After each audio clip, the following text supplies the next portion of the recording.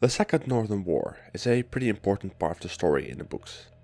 It eventually ended with the defeat of Nilfgaard at the Battle of Brenna.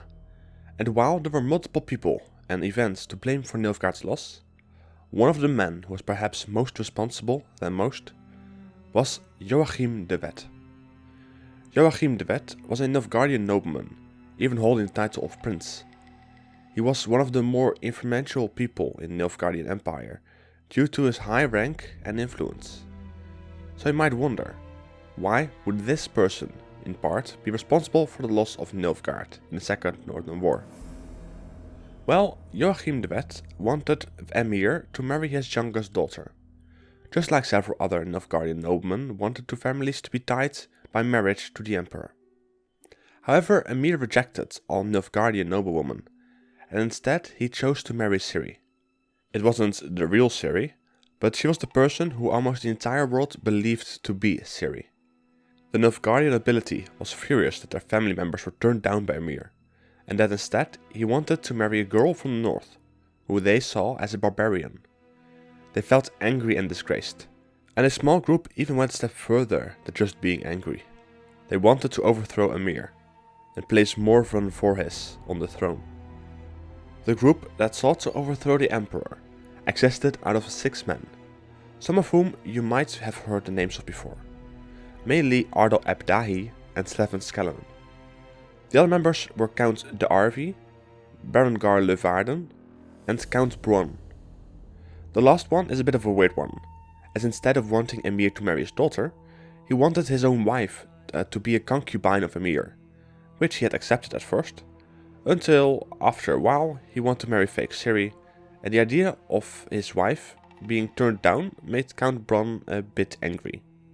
Emhyr presumably expected that some noblemen might have been angry at him around this time, when he was planning Second Northern War, and thus he decided to make sure at least 2 of them couldn't act on any urges, those being Ardal ap Dahi and Joachim de Wett. Nilfgaard's attack on the Northern Realms existed out of 3 army groups. There was a central army group, which went up against the Temeria, which was led by Menno Coehoorn.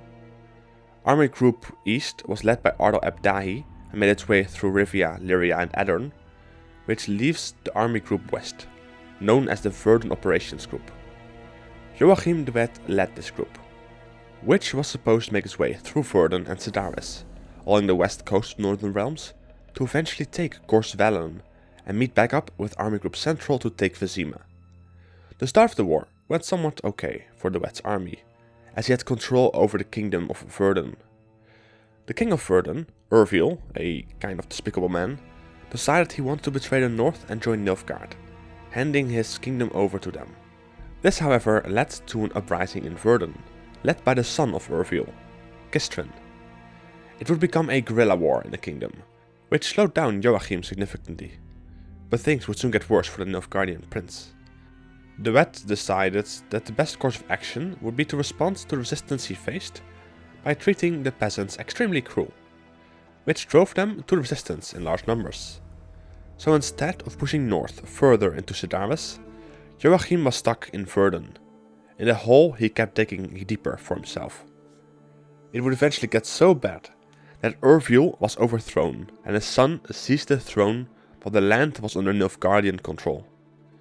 And while Joachim's problems in Verden were one thing, the biggest problem was that they didn't push further north, through Sedaris, to attack Temeria. When Army Group Central wanted to attack Temeria, they couldn't push further as planned, because Joachim didn't get far enough. And because the prince was stuck in Verden, Army Group Center would eventually have to face off against the United Army of the North at Brenna, something that would never have happened if de Wett had taken Sedaris and moved into Temeria through Gorsvellen into the capital. It had gotten so bad for Joachim's army in Verden that he had to fight 3 different forces at the same time. Skellige raiding parties attacked Nilfgaardians along the coast. The soldiers of Sedaris attacked from the north. All the while, Joachim had turned the guerrilla fighters he fought against him from 500 men into the entire country in one winter. And all this led to delays for Army Group Center, which allowed the North to fight back. Which in a way makes Joachim one of the most responsible people for Nilfgaard's loss in the Second Northern War. But this leaves the question, did Joachim fail on purpose? Emhyr had specifically sent Joachim and Ardal to fight in the war to keep them away from him, so they couldn't try to overthrow them if they wanted to. But as seen with Ardal and Menno Coehorn, who led the other two army groups, it is to be expected that Joachim would have been somewhat capable himself. Even Ardal Ebdahi, who had to deal with Queen Meave of Lyria's guerrilla fighters, still pushed further north. So Joachim seemed to not really want to push the army further north. So how about the plotting he was doing behind the scenes? How did he and the other as conspirators want to get rid of Emhyr van Emrys? For one, they had Stefan Skellen, who was chasing the real Ciri. Eventually he even gave her the scar on her cheek. But most important in the plan was to get rid of Emhyr, which the group sought to do via a single assassin, protected with magic. Via Stefan Skellen, the group worked together with Vilgefortz, and they were led to believe by the mage that he would send an hypnotized Yennefer of Vengerberg to assassinate Emhyr van Emrys. They would pretend that Yennefer killed Emhyr to avenge Ciri and all the other children killed by the war, while they in the aftermath would put Morvran on the throne, but they were unaware of Vilgefortz's true plans. Eventually there was a pretty big problem for the conspirators, as Berengar Leuvarden got cold feet and wanted out. He informed the Emperor of the plan to assassinate him. In exchange for doing so, he would be spared and even promoted. And thus, when the war was lost and Joachim returned, he had to face Emhyr for his actions. Both his failures in the war and the part he had in planning the Emperor's assassination. For his involvement and failures, Joachim was quickly convicted and sentenced to death. His body was presumably not handled with care, or laid to rest in any place of dignity, as we can find his skull in The Witcher 3, where it is part of the collection of the Nilfgaardian memorabilia in the possession of the dwarf Caesar Bilzen.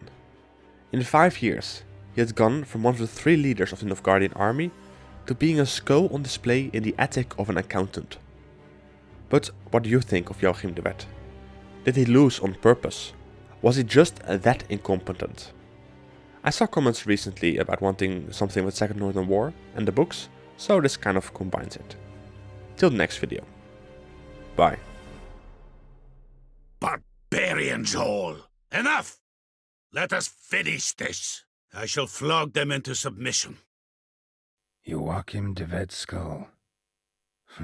Pretty grim curiosity.